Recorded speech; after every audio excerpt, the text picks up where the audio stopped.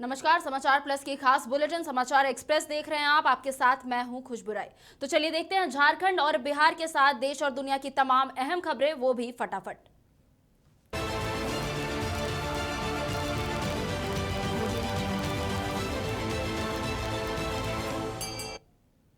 देश में कोरोना ने फिर से पांव पसारना शुरू कर दिया है। मंगलवार को दुनिया में कोरोना संक्रमितों का आंकड़ा 50 करोड़ के पार पहुंच गया है।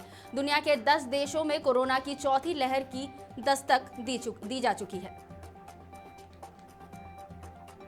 डीजीसीए ने एक फैसला लेते हुए 90 पायलटों को बोइंग 737 मैक्स उड़ाने से रोक दिया है। इन पायलटों को डीजीसीए की संतुष्टि के लिए फिर से प्रशिक्षण से गुजरना होगा। ठेकेदार संतोष पाटिल की मौत के बाद कर्नाटक के मंत्री ईश्वरप्पा के खिलाफ एफआईआर दर्ज की गई है। इस मामले में मुख्यमंत्री बोम्मई का कहना है कि ईश्वरप्पा से बात करेंगे, उनसे चर्चा के बाद ही आगे का फैसला लिया जाएगा।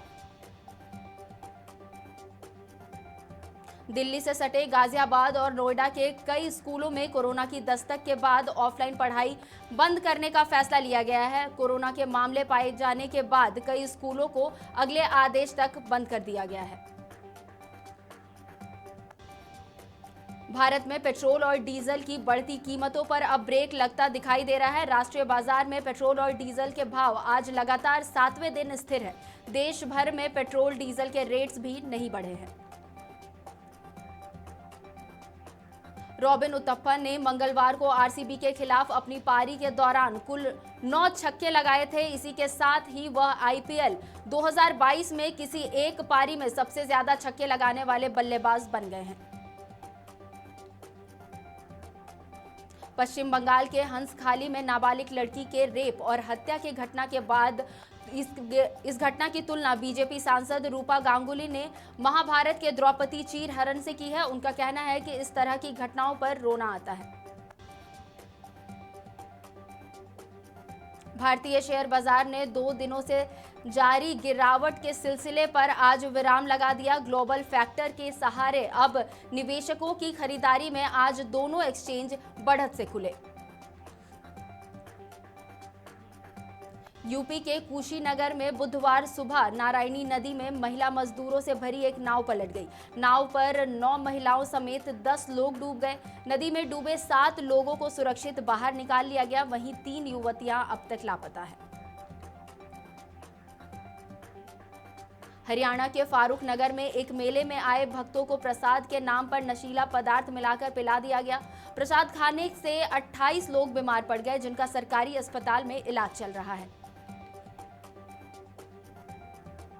सेबी ने देश के 2 प्रमुख स्टॉक एक्सचेंज बीएसई और एनएसई पर कार्वी स्टॉक ब्रोकिंग लिमिटेड घोटाले के मामले में जुर्माना लगाया है। गौरतलब है कि brokerage company Karvy stock broking पर 2000 करोड़ रुपए के घोटाले का आरोप लगा है।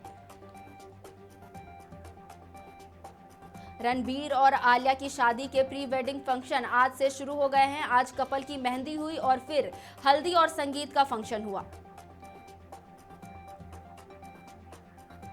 रूस यूक्रेन संघर्ष का अंत नजर नहीं आ रहा है। रूस के हमलों के बाद से यूक्रेन में अब तक 10,000 से ज्यादा लोगों की जान जा चुकी है। साथ ही 1 करोड़ से ज्यादा लोग बेघर हो चुके हैं।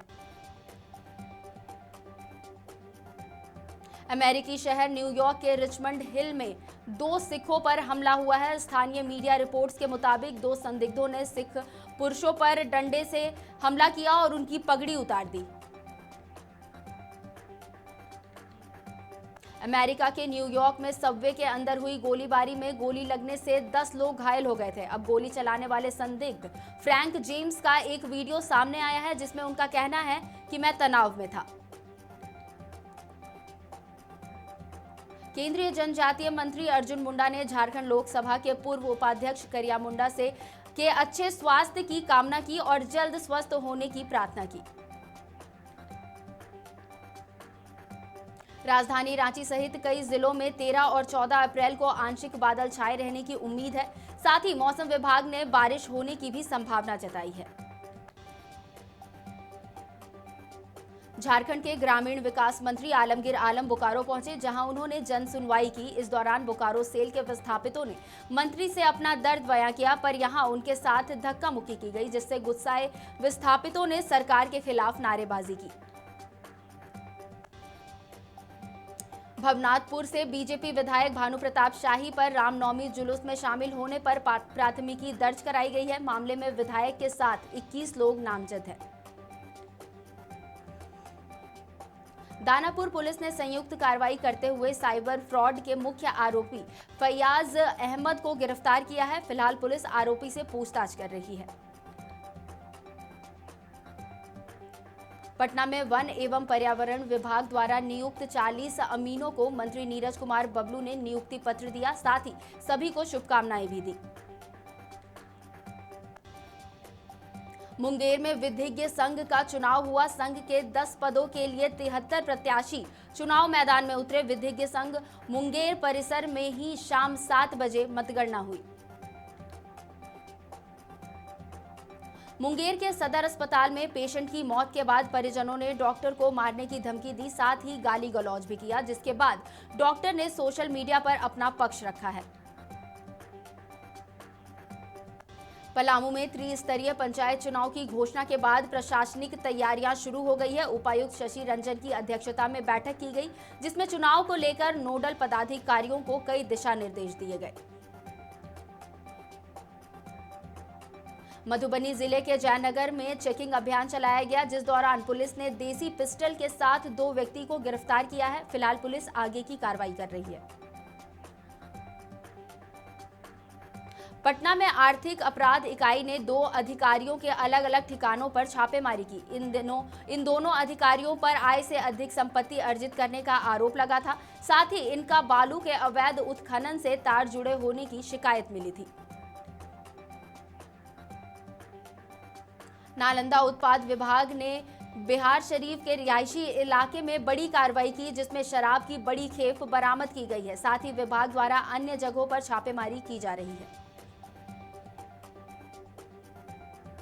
पटना सिटी के इन्फोटेक कोचिंग के संचालक पर एक स्टूडेंट ने बदतमीजी करने का आरोप लगाया है। पूरी घटना सीसीटीवी कैमरे में कैद हो गई है। फिलहाल पुलिस पूरे मामले की जांच कर रही है।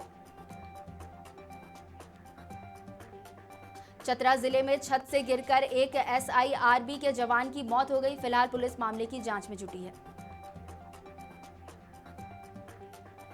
डॉन कुणाल सिंह हत्याकांड के मुख्य आरोपी डब्लू सिंह के भाई छोटू सिंह ने पलामू पुलिस के सामने आत्मसमर्पण किया है। फिलहाल पुलिस छोटू सिंह से पूछताछ कर रही है। बोकारो राष्ट्रीय राजमार्ग 23 पर एक ट्रक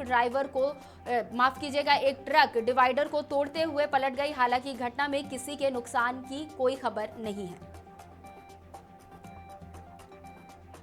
मोतिहारी के मीणा बाजार में एक दुकान में अचानक आग लग गई, जिससे दुकान जलकर खाक हो गया। हालांकि मौके पर पहुंची फायर ब्रिगेड की टीम ने आग पर काबू पा लिया। पूर्वी चंपारण जिला में एक बार फिर से अपराधियों का तांडव देखने को मिला। कुछ अपराधियों ने एक शिक्षक को गोली मार दी। फिलहाल उनका इलाज चल रहा है।